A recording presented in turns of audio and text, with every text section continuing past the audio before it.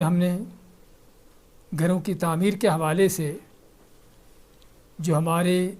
دین حنیف کی اسلامی شریعت کی تعلیمات ہیں وہ کچھ بیان کی تھی، اور آج کے اس ملاقات میں انشاءاللہ ہم کوشش کریں گے خصوصاً ایسی چیزوں کا ذکر کرنے کی کہ جو عموماً ہمارے گھروں کی بربادی کا باعث بنتی ہیں۔ ہم عام طور پر ایک بربادی جانتے ہیں گھروں کی، وہ کیا ہے کہ گھروں کا تباہ ہونا، گرنا، سیلابوں سے، زلزلوں طوفانوں سے، اور عام طور پر لوگ اسی گھروں کی تباہی پر آنسو بہاتے ہیں، افسوس کا اظہار کرتے ہیں، اور اسی تباہی کو جانتے ہیں، اسی بربادی کو جانتے ہیں جو حصی اور ظاہری بربادی ہے گھروں کے گرنے کی، ان کی عمارتیں تباہ ہونے کی۔ لیکن اصل جو بربادی ہے گھروں کی وہ یہ نہیں ہے۔ گھر کی بلڈنگ اگرچہ گر جائے، ان کی عمارت اگرچہ تباہ ہو جائے،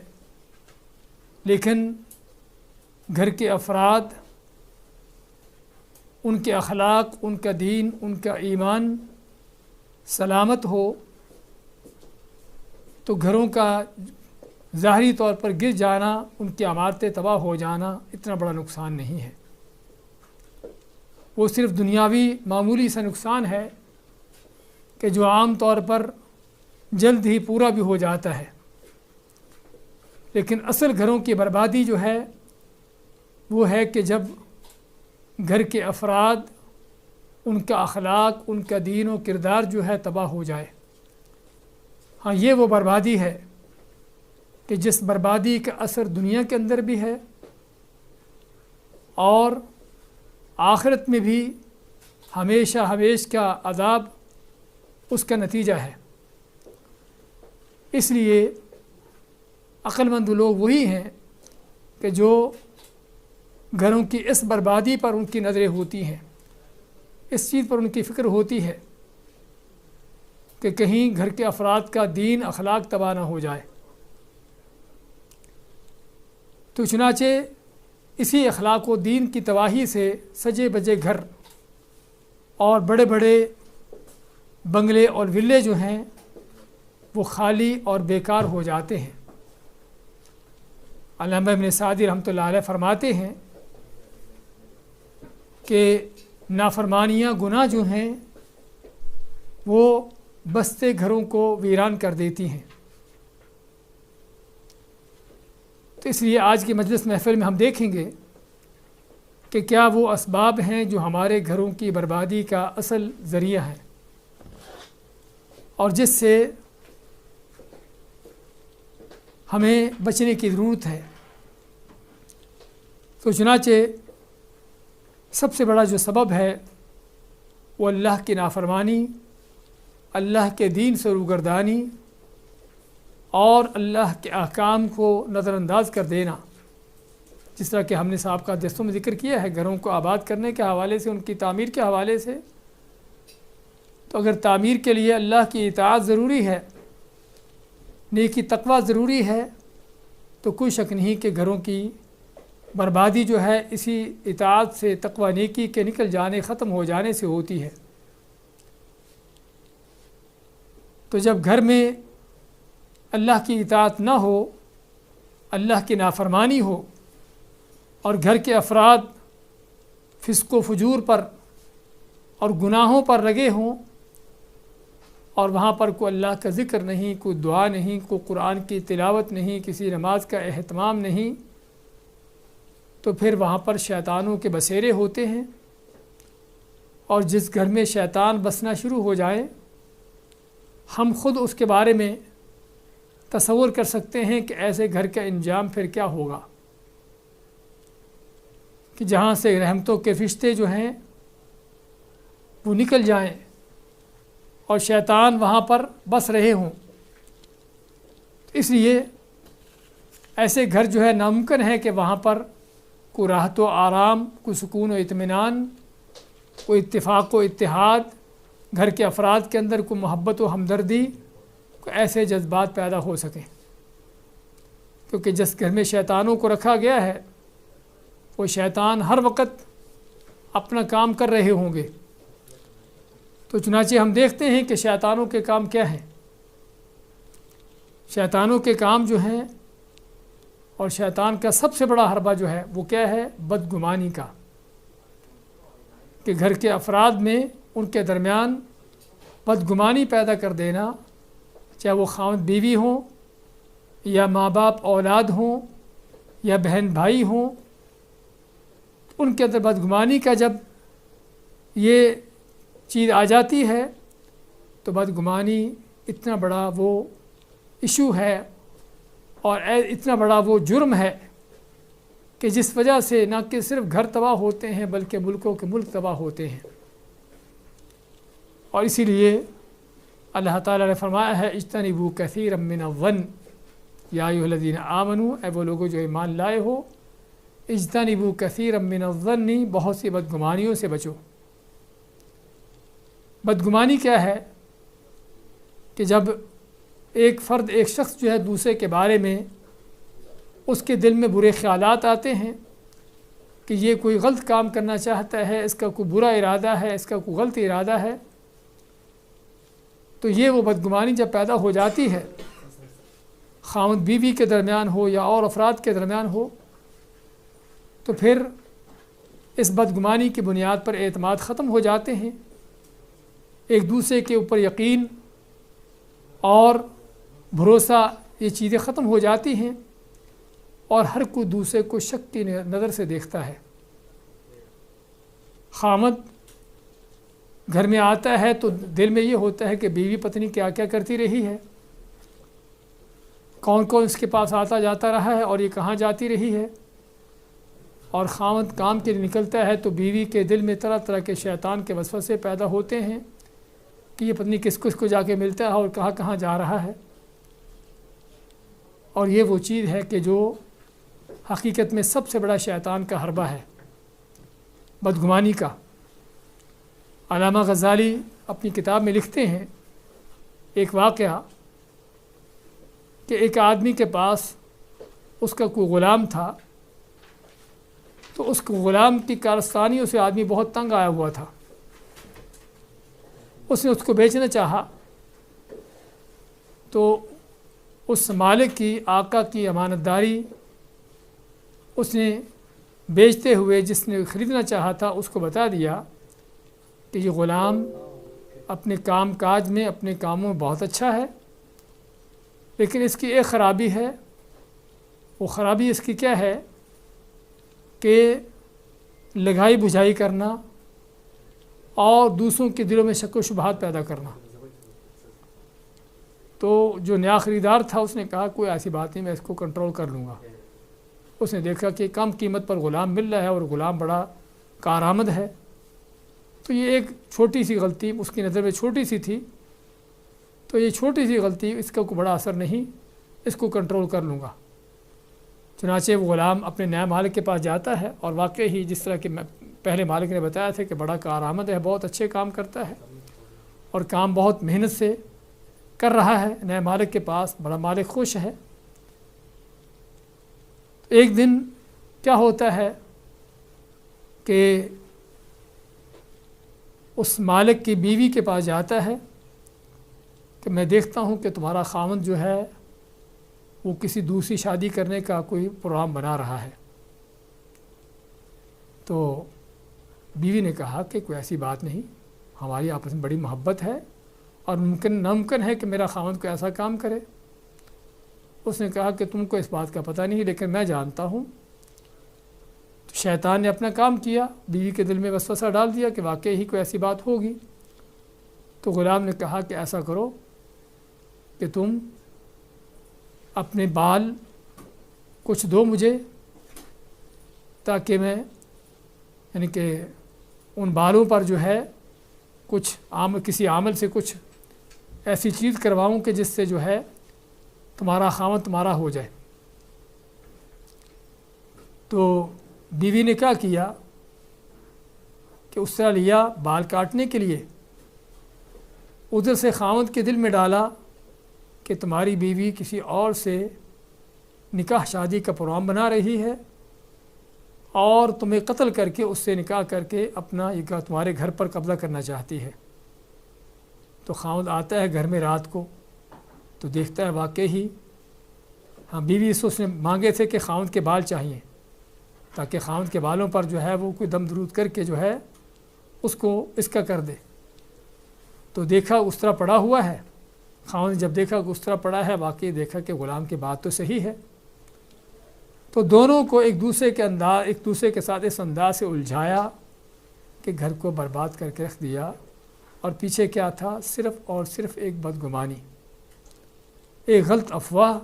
کہ جس کے بارے میں اللہ تعالیٰ کا فرمان ہے ان جاءکم فاسق بنبأ فتبینوا، کہ اگر تمہارے پاس کوئی فاسق، کوئی نافرمان، کوئی گناہ گار، کوئی بد اعتماد قسم کے لوگ خبر لے کے آتے ہیں تو ان کی بات کی چھان بین کر لو، تحقیق کر لو۔ تو بات کر رہے تھے کہ بدگمانی یہ سب سے بڑا وہ ایک ایشو ہے کہ جس سے خاندان، جس سے گھر برباد ہوتے ہیں۔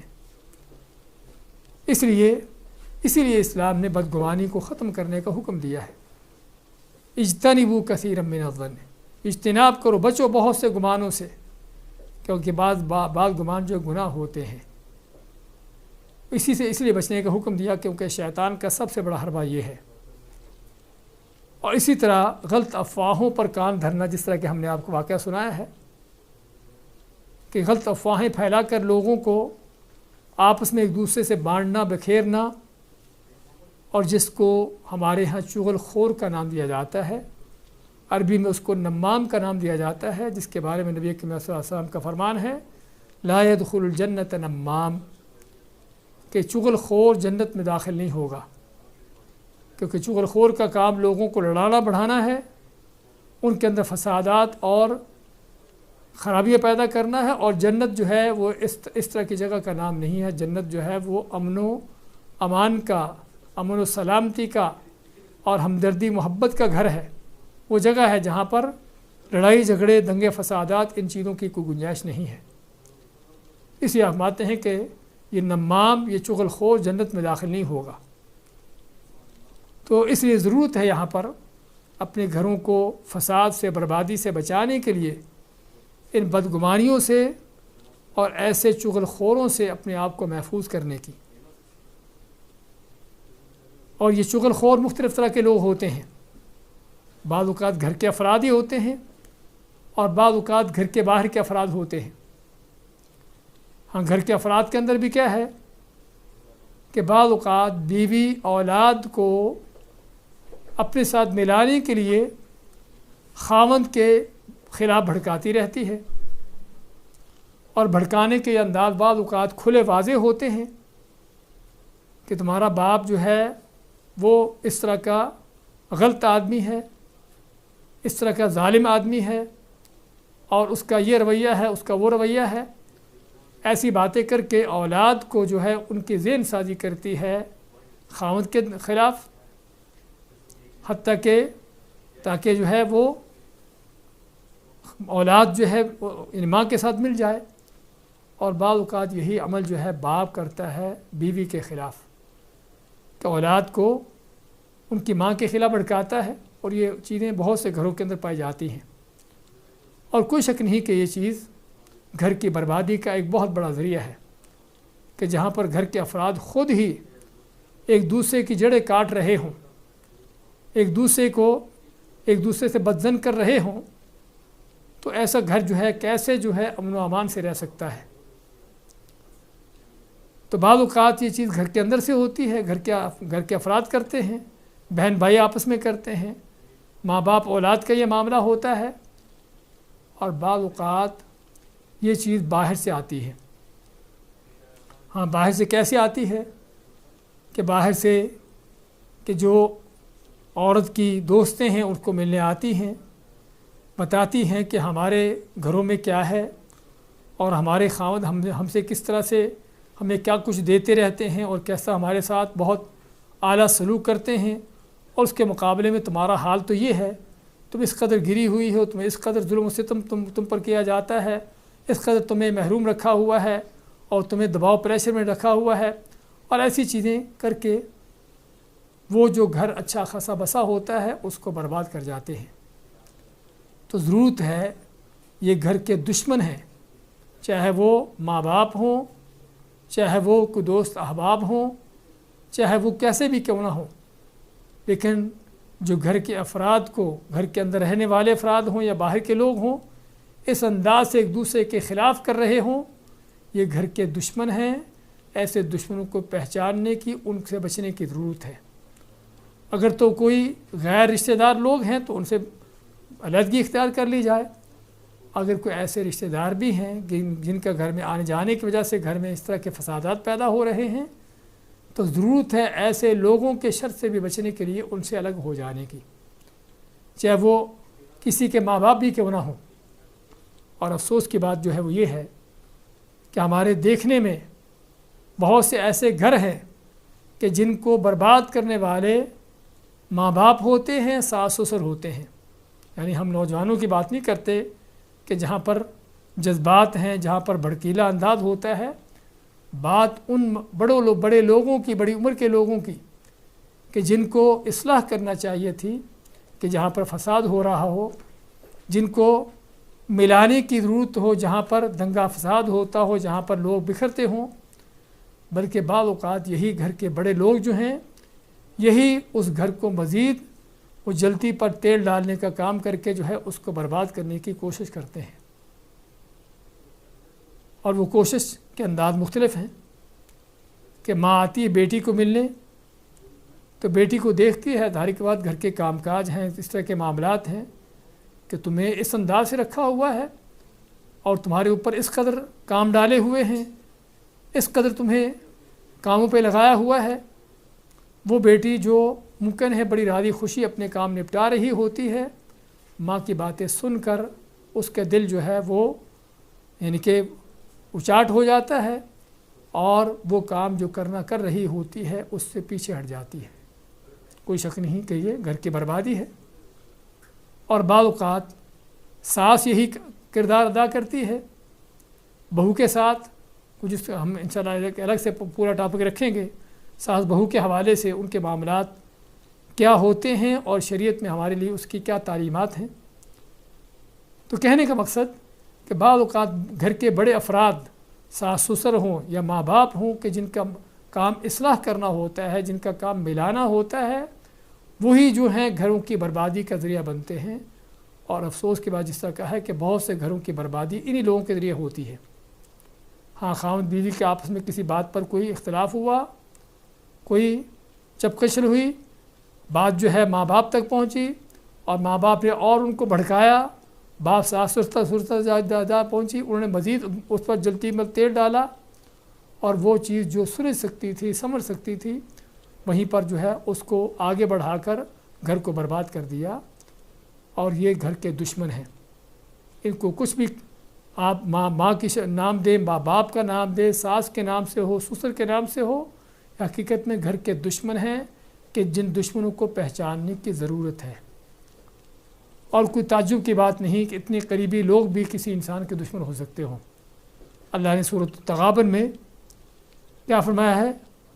یا ایھا الذین آمنوا ان من ازواجکم واولادکم عدوا لکم فاحذروہم، اے وہ لوگوں جو ایمان لائے ہو، بے شک تمہاری بیویوں، تمہاری اولادوں میں سے ایسے بھی ہیں کہ جو وہ تمہارے دشمن ہیں۔ تو ہر وہ شخص انسان کا دشمن ہے کہ جو اس کے دین کو برباد کر رہا ہو، اس کے اخلاق کو برباد کر رہا ہو، اس کے سجے بجے گھر کو برباد کر رہا ہو۔ تو اس لیے ایسے لوگوں سے ہمیں بچنے کی ضرورت ہے۔ اسی طرح گھروں کو برباد کرنے والا ایک بہت بڑا جو دوسرا ایشو ہے وہ زبان کا غلط استعمال ہے اور زبان پر کنٹرول نہ ہونا ہے۔ نبی کریم صلی اللہ علیہ وسلم نے معاذ بن جبل رضی اللہ تعالیٰ عنہ کو مختلف وصیتیں کیں، اور ان وصیتوں کے آخر میں فرمایا کہ تمہیں ایسی بات کہتا ہوں کہ جس میں یہ سارا کچھ آ جائے گا۔ ہاں، وہ کیا ہے؟ آپ نے فرمایا کہ امسک علیک لسانک، کہ اپنی زبان کو کنٹرول کر لو۔ ہاں، یہ زبان جس طرح کہ حدیث میں ہے کہ جہنم میں انسانوں کو، لوگوں کو الٹے منہ ڈالنے والی ہے، ان کے اونڈے منہ گرانے والی ہے۔ اس جہنم سے پہلے دنیا کے اندر ہی لوگوں کے گھروں کو برباد کرنے والی سب سے بڑی یہ زبان ہے، کہ جب زبان پر کنٹرول نہیں ہوتا، باتیں جو ہیں وہ بلا وجہ فالتو انداز سے کی جاتی ہیں، اور اس میں لگائی بجھائی کا انداز ہوتا ہے، چبھنے والی باتیں ہوتی ہیں۔ اور پہلے بھی میں نے ذکر کیا تھا کہ شیطان کا سب سے بڑا وار جو ہے وہ گھر میں چلتا ہے، دوست احباب میں، گلی بازار میں، لوگوں کے اندر اس کا اتنا بڑا معاملہ نہیں ہوتا جیسا معاملہ گھر میں ہوتا ہے، کہ گھر میں وہ بات بھی کہ جو عام طور پر باہر لوگ برداشت کرتے ہیں، اس پر کوئی زیادہ نوٹس اس کا نہیں لیتے، گھر میں ایسی باتیں بھی بڑی محسوس کی جاتی ہیں، اور بڑے اس کو گہرائی سے دیکھا جاتا ہے کہ خاوند نے آج اس طرح کی بات کی ہے تو کیوں کی ہے، لازماً اس کے پیچھے کوئی وجہ ہے، وہی بدگمانی کا جو ہم ذکر کر رہے تھے۔ ہاں، بیوی نے بھی کوئی الفاظ سخت استعمال کر لیے کہ جس میں وہ نرمی نہ تھی جو ہونی چاہیے تھی، تو فوراً خاوند کے دل میں کہ اس کا رویہ ایسا کیوں ہے، حالانکہ ممکن ہے اسی طرح کی آدمی باتیں ایسی ایک نہیں بلکہ دسیوں باتیں لوگوں سے سنتا رہتا ہو، اور کبھی ان پر اس کا نوٹس نہ لیا ہو کہ بات کتنی سخت ہے، اس میں کیا غلط پہلو ہے۔ لیکن وہی بات جب خاوند بیوی کے درمیان ہوتی ہے، گھر کے افراد کے درمیان ہوتی ہے، تو شیطان پھر اسی بات کو بڑھا چڑھا کر، اس کو سخت بنا کر، اور اس کے اس انداز سے پیش کرتا ہے۔ تو اس لیے اس کا معنی کیا ہے کہ یہاں پر ضرورت ہے اپنی زبانوں کو کنٹرول کرنے کی، اور اسی بات پر اللہ تعالیٰ کا فرمان ہے، قُلْ يَا عِبَادِيَ الَّذِينَ سورۃ بنی اسرائیل کی آیت اللہ فرماتے ہیں کہ اے میرے بندوں جو ہے اپنی زبانوں کو قُلْ عِبَادِي يَقُولُوا الَّتِي هِيَ أَحْسَنُ، کہہ دو کہ اے میرے بندوں سے کہہ دو کہ ایسی بات کہے جو اچھی بات ہو، وَقُولُوا لِلنَّاسِ حُسْنًا، اور دوسری آیت میں کہ لوگوں سے اچھی بات کہو، اور اگر لوگوں سے اچھی بات کہنے کا حکم ہے تو گھر میں اور بھی اس کو اچھا بنانے کی ضرورت ہے، کیونکہ باتوں کے انداز ہی، الفاظ ہی یہ وہ چیزیں ہوتی ہیں کہ جو عموماً گھروں کو برباد کرنے کا ذریعہ بنتی ہیں۔ ایک طرف سے سخت لفظ نکلا، اگلی طرف سے بھی کہ خاوند نے کوئی لفظ غلط کہہ دیا، سخت لفظ کہہ دیا، آگے سے بیوی سے اسی طرح کا جواب آیا یا اس سے سخت جواب آیا، اور پھر یہ الفاظ کی ایک دوسرے پر بارش ہوتی ہے، تیر برستے ہیں، اور یہ پھر تیر ایک دوسرے کو ہلاک کر کے چھوڑتے ہیں۔ اور ہلاکت کیا ہے کہ جب طلاق ہو کے گھر برباد ہو جاتا ہے۔ وجہ کیا ہے؟ صرف الفاظ کی سختی، صرف معمولی برداشت نہ ہونا ان چیزوں کا۔ تو اس لیے زبانوں کو کنٹرول کرنا بہت ضروری ہے۔ اگر ایک طرف سے کوئی سخت الفاظ، کوئی ایسی ناراضگی کی بات ہو بھی جائے تو دوسری طرف سے اس کو برداشت کیا جانا۔ ابو درداء رضی اللہ تعالیٰ عنہ فرماتے ہیں اپنی بیوی ام درداء کو کہ دیکھو ہم دونوں انسان ہیں، اور انسان ہونے کے ناطے غلطی تم سے بھی ہو سکتی، مجھ سے بھی ہو سکتی ہے، تو اگر دیکھو کہ میں غصے میں ہوں تو تم جو ہے آگے سے ٹھنڈی ہو جاؤ، برداشت کرو، اور اگر میں دیکھوں کہ تم غصے میں ہو تو میں آگے سے اس چیز کو برداشت کروں اور اس چیز پر ٹھنڈے دل سے جو ہے اس کا معاملہ دیکھوں۔ اس طرح سے ہم زندگی کو گزار سکتے ہیں۔ اور اگر ہر ایک دوسرے کی بات کا نوٹس لینا شروع کر دے کہ اس نے ایسی بات کہی تو کیوں کہی، اور کہنے کا مقصد کیا ہے، تو پھر ہم زندگی نہیں بسر کر سکیں گے۔ اس لیے زبان کا کنٹرول بہت اہم چیز ہے۔ اور پھر زبان کے کنٹرول کے ساتھ ساتھ غصے پر کنٹرول۔ ایک صحابی نے جب آپ سے وصیت پوچھی کہ اللہ کے نبی صلی اللہ علیہ وسلم مجھے کو وصیت کیجیے، آپ نے کیا فرمایا کہ لا تغضب۔ اس نے فرمایا اور کو وصیت، آپ میں کہ لا تغضب۔ 3 بار اس نے وصیت پوچھی، تینوں باری آپ اس کو یہی بار بار فرماتے رہے کہ لا تغضب، کہ غصہ نہ کرو۔ غصہ یہ شیطان کی طرف سے دل میں انگارہ ڈالا ہوا کہ جس سے خون کھولتا ہے، آدمی طیش میں آتا ہے، اور پھر اس کے ہوش و حواس بھی قائم نہیں رہتے، اور آدمی پھر اس غصہ کی حالت میں شیطان اس کو ایسا غصہ میں ڈالتا ہے کہ ایسے کام کروا دیتا ہے کہ بعد میں پھر سوائے ندامت کے اور کچھ حاصل نہیں ہوتا۔ ہاں، طلاقیں ہو جاتی ہیں، ایک دوسرے سے علیحدگی ہو جاتی ہے، اور طلاقیں بھی کئی چیزیں دے بیٹھتے ہیں اور پھر فتوے پوچھتے ہیں کہ ہم اب کیا کریں۔ ہاں، کرنے کا کام جو ہے وہ پہلے تھا کہ پہلے سے غصے کو کنٹرول کر لیتے، یہ جائے کہ گھر کو برباد کرنے کے بعد اب جو ہے اس کے حل دیکھ رہے ہیں کہ اس کا وہ حل دیکھا جائے کہ اس کا رستہ مل جائے، اور اس کا رستہ وہ تھا جو اللہ کے نبی صلی اللہ علیہ وسلم نے دیا تھا کہ لا تغضب، غصہ نہ کرو۔ اور یہ وہ چیزیں ہیں، چاہے زبان کا کنٹرول ہو یا غصے کو کنٹرول کرنا ہو یا کسی چیز کو برداشت کرنے کا اپنے اندر مادہ پیدا کرنا ہو، یہ ساری وہ چیزیں ہیں کہ جو انسان اپنی جب تربیت کرتا ہے تو اللہ تعالیٰ واقعی ہی اس کو ان چیزوں کی توفیق دے دیتا ہے۔ نہ سمجھے کہ یہ چیز تو ہونا ممکن نہیں۔ اور بعض لوگ جو کہتے ہیں بھی مجھے تو غلط بات برداشت ہوتی نہیں، ہاں یہ بات بھی غلط بات برداشت نہیں کرو گے تو پھر اور کیا کرو گے؟ اصل پھر کردار تمہارا کیا ہے؟ اصل انسان کا کردار یہی ہے کہ غلط باتوں کو برداشت کرنا، غلط چیزوں کو برداشت کرنا، ان کا مناسب حل دیکھنا، ان کی مناسب طریقے سے اصلاح کرنا، اصل یہ ہے جو کرنے کا کام ہے۔ جو کہتا ہے کہ مجھے تو غلط بات برداشت ہوتی نہیں، میں تو کر ہی نہیں سکتا، وہ بیوقوف آدمی ہے، وہ عقل کا اندھا آدمی ہے، اپنے آپ کو سمجھتا ہے کہ بڑا غیرت مند ہے، لیکن وہ حقیقت میں غیرت مند نہیں بلکہ بیوقوف ہے، کہ جو سمجھتا ہے کہ مجھے کوئی غلط بات برداشت نہیں ہوتی۔ غلط بات برداشت نہیں کرو تو پھر صحیح باتوں کو برداشت کرو گے۔ جن چیزوں کو اللہ نے برداشت کرنے کا حکم دیا ہے، جن چیزوں سے درگزر کرنے کا حکم دیا ہے کہ وہ صحیح باتیں ہیں، وہ غلط باتیں تو ہوتی ہیں، لوگوں کی ترش باتیں، ان کی تلخ باتیں، اس طرح کی چیزوں کی وہیں پر تو صبر کیا جاتا ہے، وہی برداشت کی جاتی ہیں۔ تو اس لیے یہ وہ چیزیں ہیں، غصے کو، ان چیزوں کو کنٹرول کرنا، کہ جب انسان ان چیزوں کی کوشش کرتا ہے تو پھر وہ اللہ اس کو توفیق بھی دیتا ہے اور یہ چیزیں حل ہوتی ہیں۔ اسی طرح گھروں کو برباد کرنے والی ایک بڑی چیز جو ہے وہ ظلم و زیادتی ہے، چاہے وہ کسی پر بھی کیوں نہ ہو۔ ہم نے سابقہ درس میں ذکر کیا تھا گھروں کی آبادی کے حوالے سے، گھروں کی تعمیر کے حوالے سے، کہ عدل و انصاف، ہر ایک کو اس کا حق دیا جانا اور ہر ایک کے ساتھ انصاف کے ساتھ عدل کے ساتھ معاملہ کیا جانا، ہاں یہ وہ چیز ہے کہ جو واقعی ہی گھروں کے اندر امن و امان پیدا کرتی ہے، دلوں میں ہمدردیاں پیدا ہوتی ہیں اور دل قریب ہوتے ہیں۔ اور اس کے برعکس جب ظلم ہوتا ہے تو ظلم جو ہے، ہاں یہ وہ جرم ہے کہ جہاں بھی ہو اس کے نتیجے برے ہوتے ہیں۔ عاقبۃ الظلم وخیمہ، جس طرح عربی میں کہا جاتا ہے کہ ظلم کا اس کا انجام جو ہے ہمیشہ بہت برا ہوتا ہے، چاہے وہ ظلم کرنے والا بادشاہ ہو، چاہے وہ ظلم کرنے والا کوئی لیڈر ہو، چاہے وہ ظلم کرنے والا گھر کا سرپرست ہو یا کوئی بھی معاشرے کا فرد ہو۔ ہاں ظلم جس کے نتیجے دنیا کے اندر بھی بہت برے ہیں اور آخرت میں بہت برے نتیجے ہیں۔ ہاں اس طرح کسی کو شک ہے تو تاریخ کو اٹھا کر دیکھے، اللہ نے بستیوں کی تباہیوں کا ذکر کیا، ہلاکتوں کا ذکر کیا، اور اس کا سبب کیا بیان فرمایا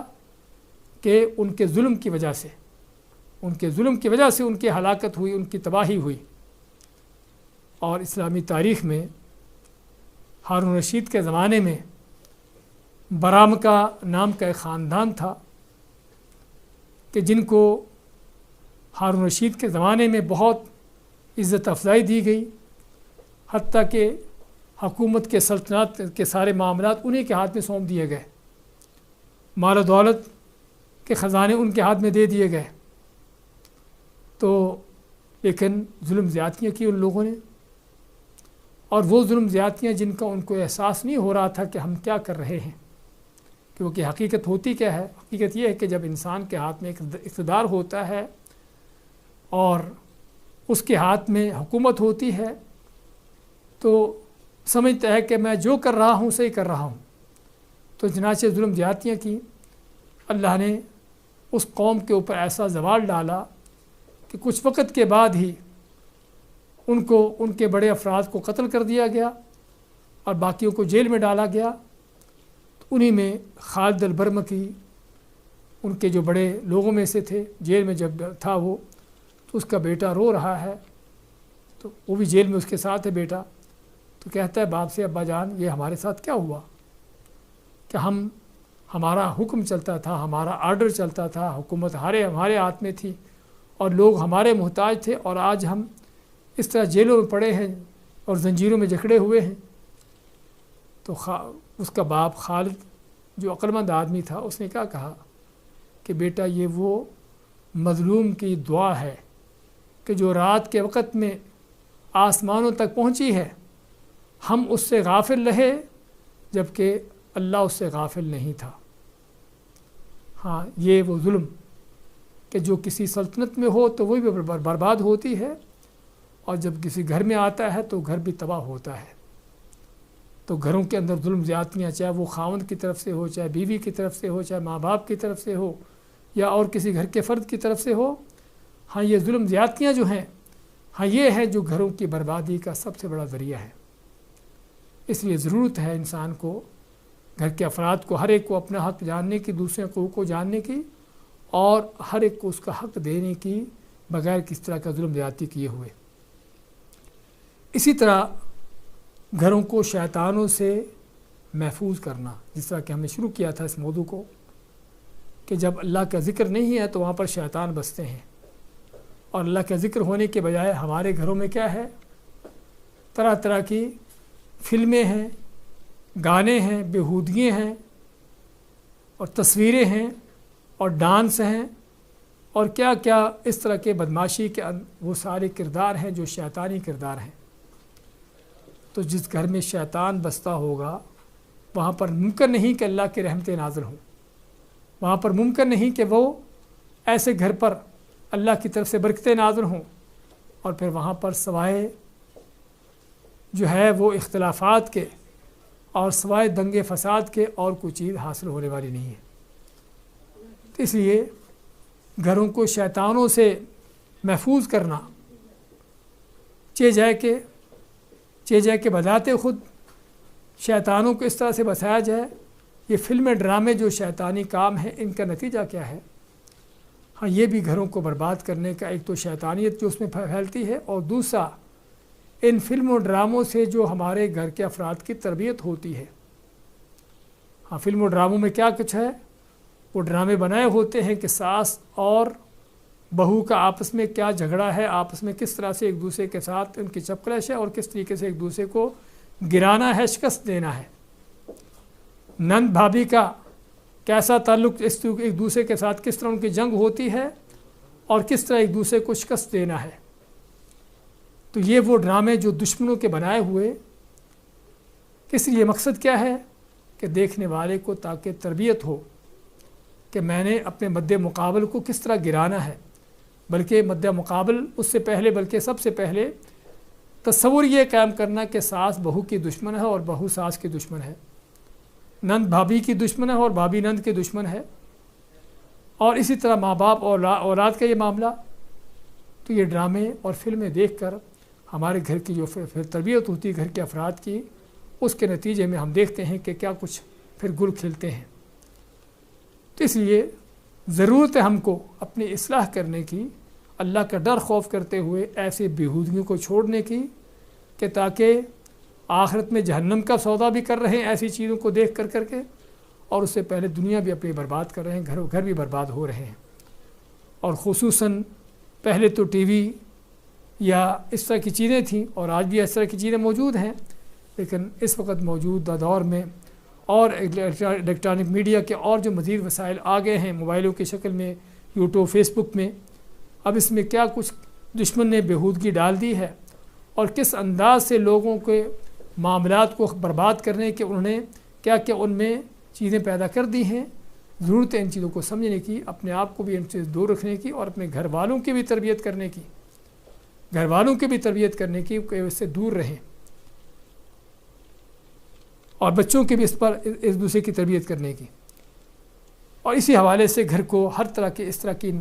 غلط چیزوں سے دور کرنا، پاک کرنا یقینی طور پر گھروں کی اصلاح کے لیے اور گھروں کی بربادی کے لیے بہت ضروری ہے۔ اور اسی طرح ٹیلی فون کا استعمال، موبائل کا استعمال، کہ جس میں پہلے تو یہ ہوتا تھا کہ اگر کوئی گھر میں معاملہ ہوا خاوند بیوی کا یا گھر کے کسی اور فرد کا، تو بیوی کو اپنے گھر میں خبر دینے کے لیے کوئی رستہ نہیں ہوتا تھا سوائے یہ کہ گھر کا کوئی فرد اس گھر میں آئے یا یہ ان کے گھر میں جا کر بتائے۔ اب کیا ہے، ٹیلی فون ہے، موبائل ہے، ادھر سے کوئی بات ہوئی اور فوراً اگلے لمحے وہ بات جو ہے دوسری طرف پہنچی ہوتی ہے۔ اور وہاں پر بھی جس طرح ہم نے پہلے عرض کیا ہے کہ بجائے کوئی اصلاح کا کردار ادا کرنے کے بجائے بلکہ آگے سے مزید بھڑکانے کا انداز اور جلتی پر تیل ڈالنے کا انداز ہوتا ہے۔ تو ضرورت ہے آج اپنی ان چیزوں کو بھی، اللہ تعالیٰ کی اگرچہ نعمتیں ہیں فون کی، موبائل کی، لیکن یہ نعمتیں اس وقت عذاب بن جاتی ہیں جب ان کا اس طرح سے غلط استعمال ہوتا ہے۔ اور پھر مزید یہ بھی کہ سوشل میڈیا کے آج کے وسائل کیا کیا بدکاری بے حیائی کے موقع مہیا کرتے ہیں لوگوں کے ساتھ، مرد ہے تو عورتوں کے ساتھ، عورت ہے تو مردوں کے ساتھ، غلط رابطے اور غلط تعلقات پیدا کرنے کے حوالے سے بھی یہ چیزیں جو پیدا ہو رہی ہیں۔ اور خصوصاً اس دور میں جو ہم دیکھتے ہیں کہ گھروں کے اختلافات، گھروں کی بربادی، گھروں کے امن و چین کا ختم ہو جانا، اس کی ایک سب سے بڑی وجہ یہ بھی ہے کہ جب ایک دوسرے کے ساتھ غلط تعلقات پیدا ہوتے ہیں، غلط روابط پیدا ہوتے ہیں،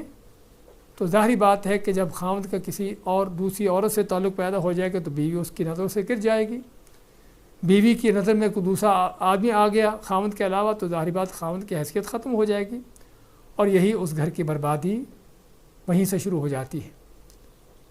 مزید اس سے آگے بڑھ کر کہ ان چیزوں میں پڑھ کر انسان اللہ کی جب نافرمانی کرتا ہے تو اس کا طبعی طور پر جو اثر ہے گناہ کا وہ کیا ہے کہ دل سے سکون و اطمینان ختم ہوتا ہے۔ تو اس لیے ضرورت ہے اللہ تعالیٰ کی اس طرح کی نعمتوں کو جو ہے استعمال کرنے کی، شرعی دائرے کے اندر رہتے ہوئے اور حرام طریقوں سے، حرام چیزوں سے بچتے ہوئے۔ تو یہ ہم سمجھتے ہیں کہ چند بڑی بڑی چیزیں ہیں کہ جو ہمارے گھروں کو برباد کرنے والی ہیں، کہ جس میں ایک دوسرے سے بدگمانی ہے، غلط افواہوں پر، غلط باتوں پر کان دھرنا ہے، اور لگائی بجھائی کرنے والے لوگوں کی باتوں میں آنا ہے، زبان کو کنٹرول نہیں کرنا، اور غصے، ناراضگی، ان چیزوں پر کوئی اختیار نہ ہونا، گھر کے افراد کا ایک دوسرے کے ساتھ عدل و انصاف سے نہ چلنا، ظلم زیادتی سے معاملہ کرنا، اور گھر کے افراد کے اندر تفرقہ بازی، اور اسی طرح گھر میں شیطانوں کو بسانا، مختلف طرح کی برائیوں سے، مختلف طرح کی غلط چیزوں کو لا کر، اور ان الیکٹرانک میڈیا کے ان چیزوں کے جو غلط اثرات ہوتے ہیں ان چیزوں کے حوالے سے بھی کہ جو یعنی کہ ان چیزوں کو دیکھ کر، پڑھ کر، یا ان چیزوں میں پڑھ کے کیا کیا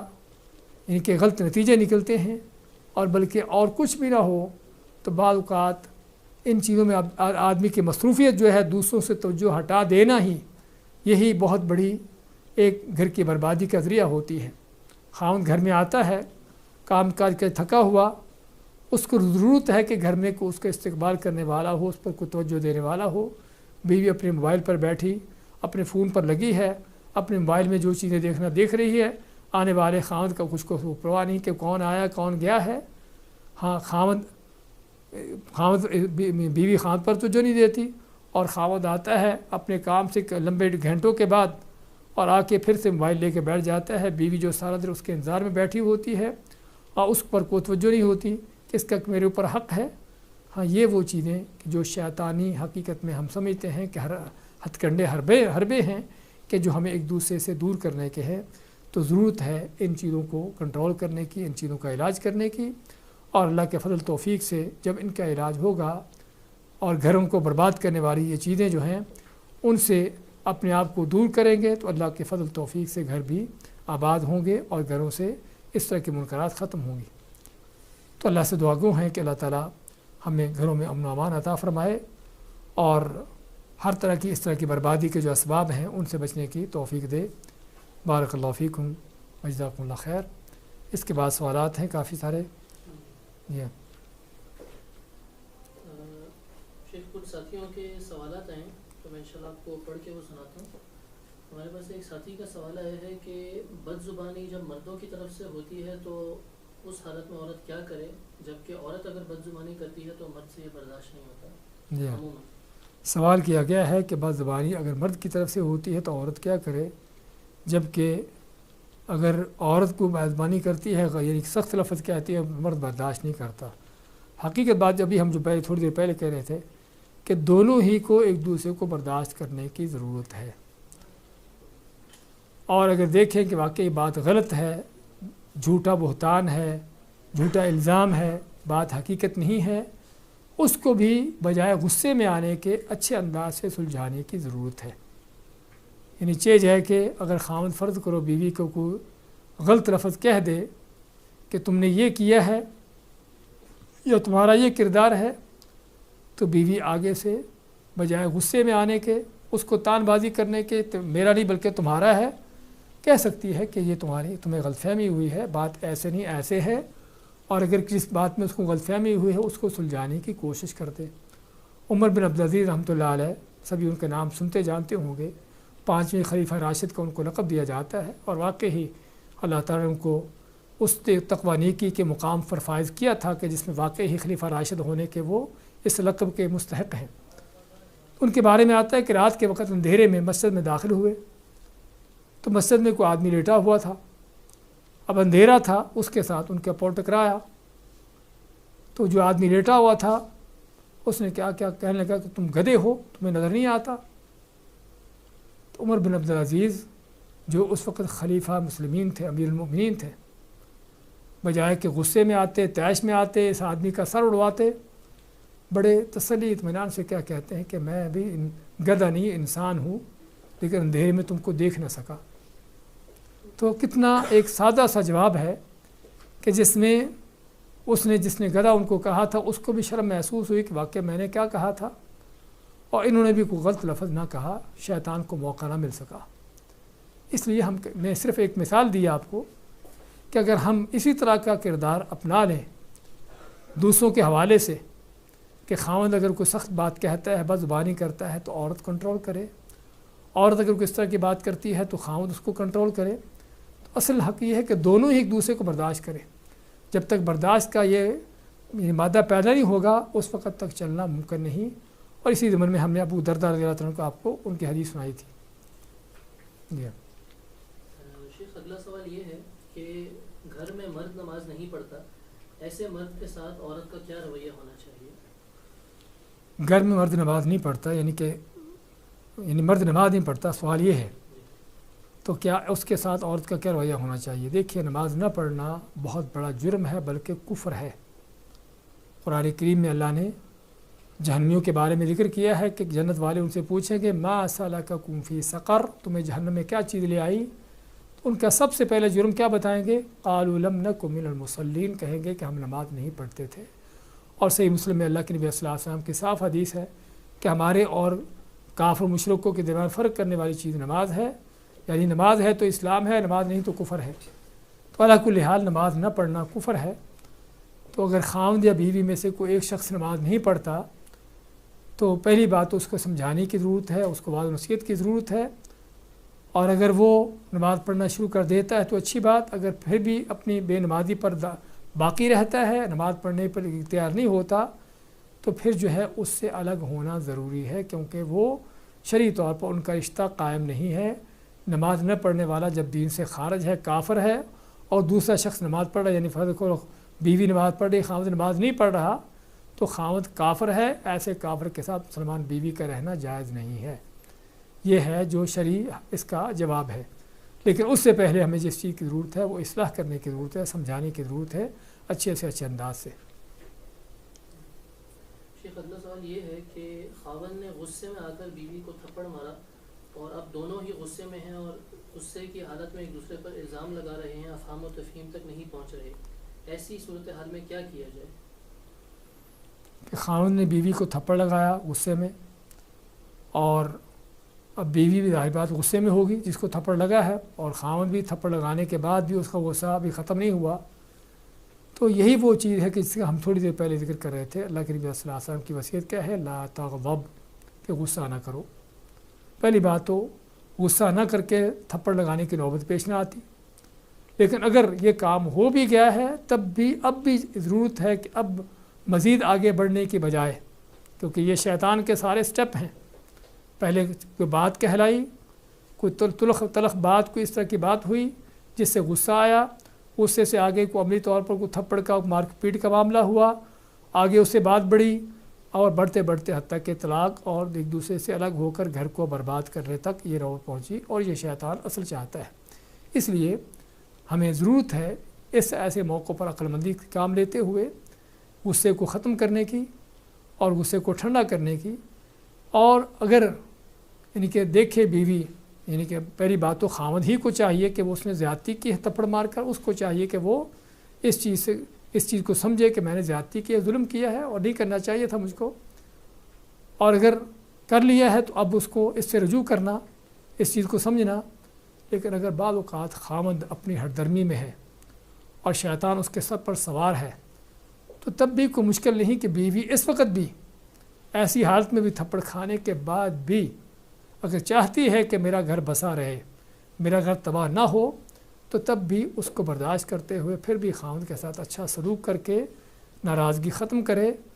اور جس چیز پر ناراضگی ہوئی تھی اس کے اسباب کو زائل کرنے کی کوشش کرے۔ اور اگر دونوں کو دیکھے کہ آپس میں معاملات نہیں ہیں، ایک دوسرے سے بات چیت کرنے کے لیے تیار نہیں ہو رہے اور سلجھاؤ کا کوئی رستہ نہیں مل رہا، پھر ہوتا ہے کہ گھر کا کوئی تیسرا فرد کہ جس تک یہ بات پہنچتی ہے وہ پھر اس میں دخل اندازی کر کے اس معاملے کو سمجھانے کی کوشش کرے۔ شیخ اگلا سوال یہ ہے کہ کیا گھر کے کام عورت اکیلے ہی کرے یا مرد کو اس کا تعاون کرنا فرض ہے؟ ہاں، گھر کے کام کیا عورت اکیلی ہی کرے یا مرد کا بھی فرض بنتا ہے کہ اس کے ساتھ اس میں تعاون کرے؟ دیکھیے، اس میں پہلی بات تو شرعی طور پر تو کوئی فرض ہونے کی چیز نہیں ہے۔ ہاں، اخلاق اور کردار کا تقاضا یہی ہے کہ اگر آدمی کے پاس فرصت ہے تو بیوی کے ساتھ گھر کے معاملات میں ساتھ دے۔ نبی کریم صلی اللہ علیہ وسلم کے بارے میں جس طرح آتا ہے، ام عائشہ فرماتی ہیں کہ آپ جب گھر میں ہوتے تو کان فی محنت اہلہ، کہ آپ اپنے گھر والوں کے کام کاج میں ان کے ساتھ لگے ہوتے۔ تو اگر نبیوں کے سردار جہانوں کے امام کا یہ حال ہے کہ گھر میں ہوتے ہوئے اپنے گھر کے معاملات میں بیوی کی مدد کر رہے ہوتے، تو پھر عام آدمی کیا سمجھے، کیا میں بہت اونچا ہوں، میرے یہ چیز لائق نہیں ہے؟ حقیقت میں اس کی بے وقوفی حماقت کی دلیل ہے۔ لیکن ہم یہ کہیں گے اس میں فرض تو نہیں ہے، لیکن ایک اخلاقی فریضہ، ایک اخلاقی کردار کے لحاظ سے یہ چیز چاہیے۔ لیکن یہ بھی ہر ایک کے لیے ممکن نہیں ہوتی کہ بعض اوقات خاوند کی بیرونی مصروفیات اس قدر ہوتی ہیں کہ اس میں اس کو گھر میں آ کر صرف آرام کی حد تک اتنا ٹائم ہوتا ہے۔ اب اگر خاوند جو ہے وہ 10-12 گھنٹے کی ڈیوٹی کر کے آتا ہے تھکا ماندہ، اور گھر کے اور بھی اس کو کام کاج اس کو کرنے یہاں کر نپٹانے ہیں، جو گھر کے باہر سے کئی ایسی چیزیں ہوتی ہیں، کچھ سودا سلف لانا، کوئی اس طرح کے کام کرنا، اور پھر اس کے بعد کہا جائے نہیں اب کچن کے کام بھی بیوی کے ساتھ تم کو نپٹانا ہے، کپڑے دھلانے کے کام بھی تم کو کرنا ہے۔ ہم کہیں گے کہ یہ یعنی حقیقت میں کوئی اسلام نے اس طرح کی تعلیمات ہم کو نہیں دی۔ لیکن ایک دوسرا خاوند ہے جس کے پاس فرصت ہے، اس کے پاس فارغ وقت بہت ہے کہ جس میں وہ بیوی کے ساتھ ان کاموں میں ساتھ دے سکتا ہے، تو اس کو چاہیے۔ تو اس میں ہمیں دیکھنا ہوگا کہ اگر تو خاوند واقعی ہی ایسی مصروفیات میں ہے، ایسی چیزوں میں مصروف ہے کہ جہاں پر اس کو فرصت نہیں ہے، تو پھر بیوی اس کے اوپر سر پہ چڑھائی کرے کہ دیکھو فلاں کا خاوند تو یہ کام کرتا، تم کیوں نہیں کرتے؟ تو حقیقت میں لوگوں کی مثالیں دینا یہاں پر غلط بات ہے۔ ہاں، جو اس کا خاوند کام کرتا ہوگا ممکن اس کے پاس کوئی فرصت ہوگی، لیکن اس کے پاس فرصت نہیں ہے، تو اس لیے لوگوں کی مثالیں دے کر اس طرح کی چیزیں پیش کرنا یہ غلط ہے۔ تو جس طرح ہم نے جواب دیا کہ اگر تو واقعی خاوند کے پاس فرصت ہے تو اللہ کے نبی صلی اللہ علیہ وسلم گھر کے کاموں میں بیوی کا ساتھ دیتے، تو خاوند کو چاہیے کہ بیوی کا ساتھ دینا چاہیے۔ لیکن اگر ان کے خاوند جو ہے وہ پہلے سے ہی اتنا مصروف ہے کہ اس کو مزید کوئی کام کرنے کا فرصت نہیں ہے، تو پھر ہم نہیں کہیں گے کہ لازماً وہ گھر میں باہر کے کاموں کے سبھی کو وہ نپٹائے اور گھر میں کام آ کر وہی کرے۔ کوئی ایسی چیز کا اسلام نے حکم نہیں دیا۔ اگلا سوال بھی اسی سے متعلق ہے کہ عورت اگر اپنے خاوند سے خدمت کا مطالبہ کریں، جیسے کہ ان کا سر دبا دینا یا پیر دبانا، تو کیا مرد کو ایسا کرنا چاہیے؟ ہاں، سوال ہے کہ عورت اگر خاوند سے کسی طرح کی خدمت کا مطالبہ کرے، یعنی کہ سر دبانے کا یا ٹانگیں وغیرہ دبانے کا، کوئی اس طرح کی چیز کرنے کا، حقیقت میں دیکھیے یہ اس سے پہلے کہ کوئی ایک دوسرے کے واجبات میں سے ہے، کیا فرض ہے اس پر یا نہیں فرض، ہم کہتے ہیں کہ ایک دوسرے کے ساتھ جو ہے عاشروہن بالمعروف کے اندر شامل ہے۔ اللہ تعالیٰ کا جو فرمان ہے عاشروہن بالمعروف کہ ان کے ساتھ اچھے طریقے سے معاشرت رکھو، اچھے طریقے سے رہن سہن رکھو، اس کا یہ حصہ ہے کہ خاوند بیوی ایک دوسرے کے ساتھ اس انداز سے ہوں، دوستانہ ماحول میں، ہمدردی کے ماحول میں۔ وجعل بینکم مودۃ ورحمہ، سورۃ روم میں جو فرمایا ہے خاوند بیوی کے تعلقات کو بیان کرتے ہوئے کہ تمہارے درمیان محبت اور یعنی کہ ہمدردی کا جو ہے وہ جذبہ پیدا کر دیا، تو اس کا یہ تقاضا ہے کہ دونوں ایک دوسرے کے اس طرح کے معاملات میں یعنی کہ ایک دوسرے کے ساتھ ہوں۔ ہاں بیوی کو ضرورت ہے سر دبانے کی کہ خاوند اس کا سر دبائے، کو سر میں درد ہے، کوئی اور اس طرح کی چیز ہے خاوند کو کرنا چاہیے، خاوند کو اس طرح کی ضرورت ہے بیوی کو کرنا چاہیے۔ یعنی اس میں ہم نہیں کہیں گے کہ شرعی طور پر شریعت نے کس کے اوپر کیا فرض کیا ہے۔ ہاں شریعت نے جو فرض کیا ہے عاشروہن بالمعروف سے ولہن، یعنی کہ سورۃ بقرہ میں جب خاوند بیوی کے حقوق کا ذکر کیا تو کیا فرمایا کہ جس طرح بیویوں پر حق ہے خاوند کا، اسی طرح ان کے لیے حقوق ہیں خاوند پر۔ تو اس کا معنی کیا ہے کہ یہ حقوق جو ہیں ایک دوسرے کے ساتھ متبادل ہیں، کہ جس کا اگرچہ شریعت میں کوئی کہے بھی کون سی حدیث میں لکھا ہے کہ خاوند بیوی کا سر دبائے، ہم کہیں کسی حدیث میں نہ بھی لکھا ہو، تب بھی جو اچھے طریقے سے ایک دوسرے سے صحبت کرنے کا، معاشرت کرنے کا، رہنے سہنے کا جو حکم دیا گیا ہے یہ اس کا حصہ ہے۔ ایک اگلا سوال ہی اسی کے ساتھ ساتھی نے کیا ہے کہ بیوی کی خدمت کرتے کرتے اپنے اوپر بیوی کے غلام کا ٹائٹل اور لیبل لگ گیا، اب اس لیبل کا کیا کیا جائے؟ ہمارے اصل میں جاہلیت کے ماحول میں ہوتا کیا ہے کہ بعض ایسے جاہلانہ ماحول ہے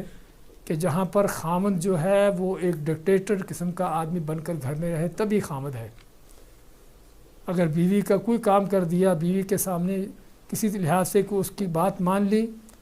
تو خاندان کے اندر بیوی کا غلام کے نام سے جانا جاتا ہے، اور یہ جاہلیت کے سارے انداز ہیں۔ نبی کریم صلی اللہ علیہ وسلم کی ہم نے سیرت بار بار آپ کو ذکر کی ہے پہلے بھی، سابقہ دروس میں بھی، کہ آپ کا گھر میں معاملہ کیسا ہوتا تھا اور گھر کے معاملات کو کس طرح نپٹاتے تھے، اور بیوی کے معاملات میں کس طرح ایک ہمدردی کا اور رحم دلی کا اور ایک دوسرے کے ساتھ تعاون کا وہ سلسلہ آپ کا رہتا تھا۔ تو کیا آپ بیوی کے غلام تھے؟ نعوذ باللہ، ایسی بات نہیں ہے۔ اور غلام اگر کہہ بھی دے تو بیوی ہی کا غلام ہے، دوسروں کو غلام تو نہیں ہے۔ ہاں جی، اصل تو انسان کے اوپر غلامی کا یہ وصف جو ہے تب جو ہے ذلت کا ہے کہ جب اوروں کا غلام ہو۔ ہاں گھر کے کسی فرد کا ہی غلام، اور غلام بننے کا معنی بھی کیا ہے کہ اس کے کام آنا، اس کی خدمت کرنا۔ اگر کوئی اس طرح کے لفظ کہہ بھی دیتا کوئی جاہل آدمی تو اس کی جہالت پر چھوڑے، اور آپ اپنا کام جو ہے وہ کریں کہ جس سے اللہ کے فضل توفیق سے یہ تعلقات مزید اور بڑے اور گہرے ہوں اور مضبوط ہوں اور شیطان کے رستے بند ہوں۔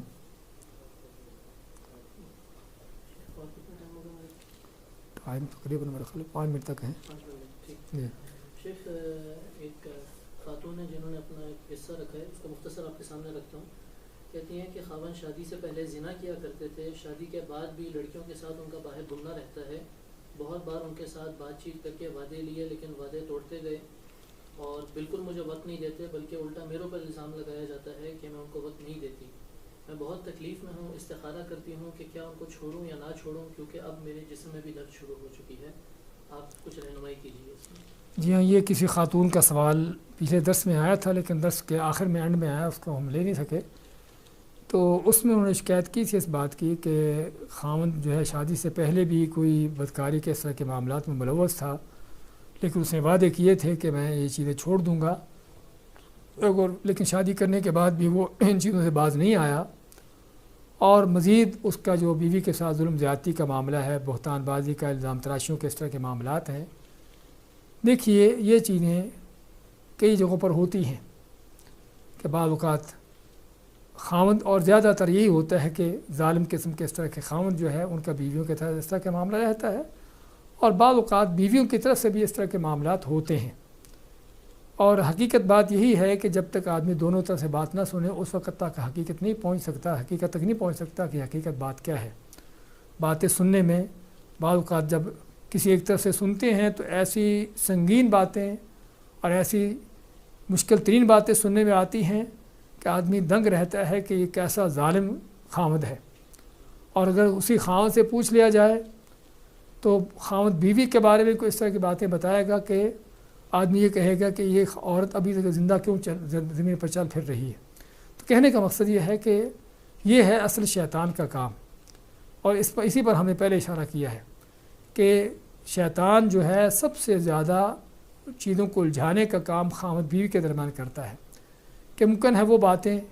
اوروں کے ساتھ انسان برداشت کر جاتا ہو، ان کی چیزوں کو لیتا ہو، بڑا اس کا نوٹس نہ لیتا ہو، لیکن خاوند بیوی کے درمیان وہی چیزیں جو ہے بہت بڑا ایشو بن کر آتی ہیں.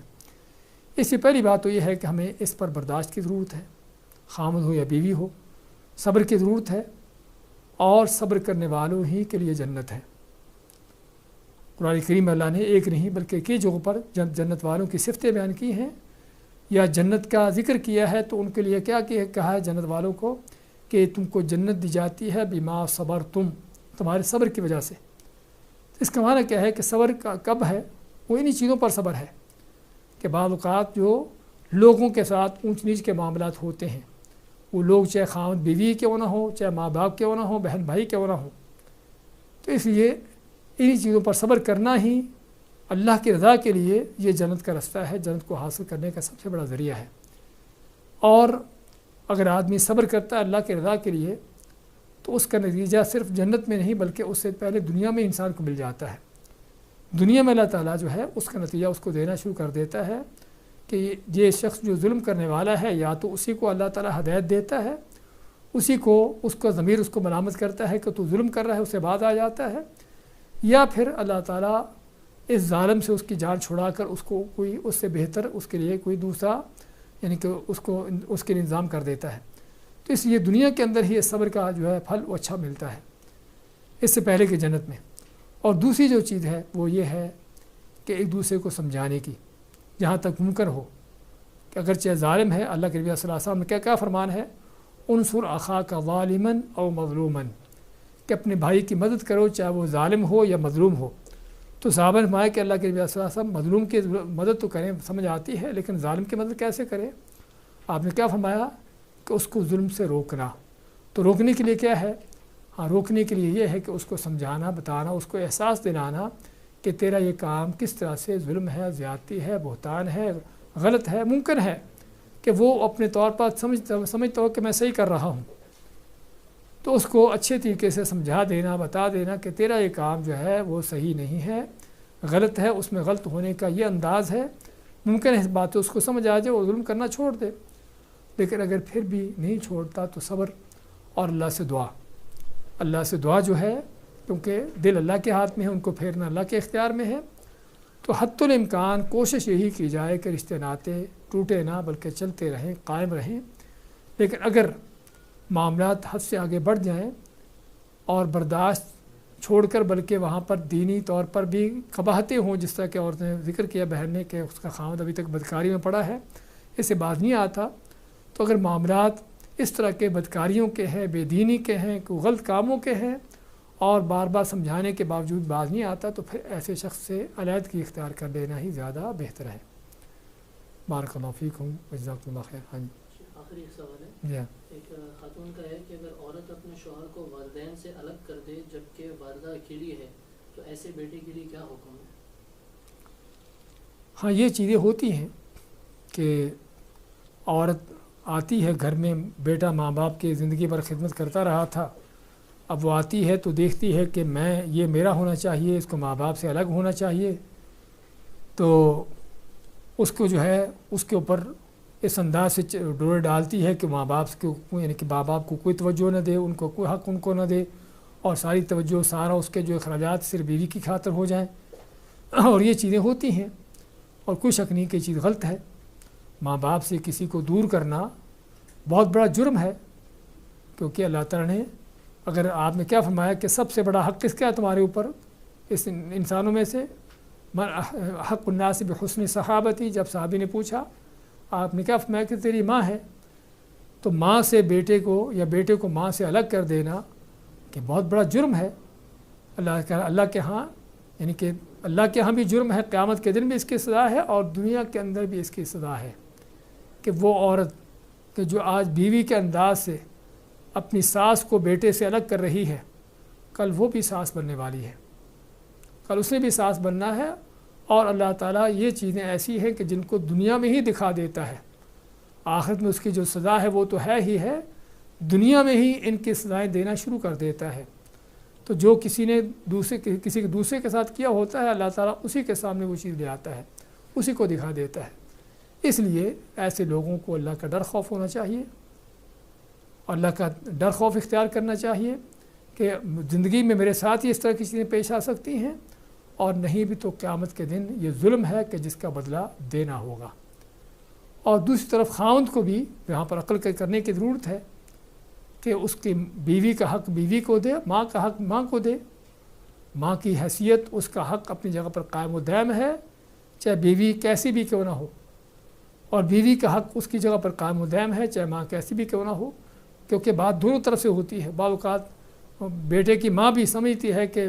یہ بیٹا اب شادی کرنے کے بعد، نکاح کرنے کے بعد بیوی کا ہو کر رہ گیا ہے، اگرچہ وہ ماں کا حق دے بھی رہا ہو، لیکن شیطان یہاں پر ماں کے ذہن میں اس طرح کی باتیں ڈالتا ہے۔ اس لیے پہلے تو ہمیں ان باتوں کو صحیح معنوں میں سمجھنے کی ضرورت ہے کہ واقعی میرا حق مجھے مل رہا ہے تو دوسرے کا حق اس کو دیا جانا چاہیے۔ یہ نہیں کہ جس طرح بیٹا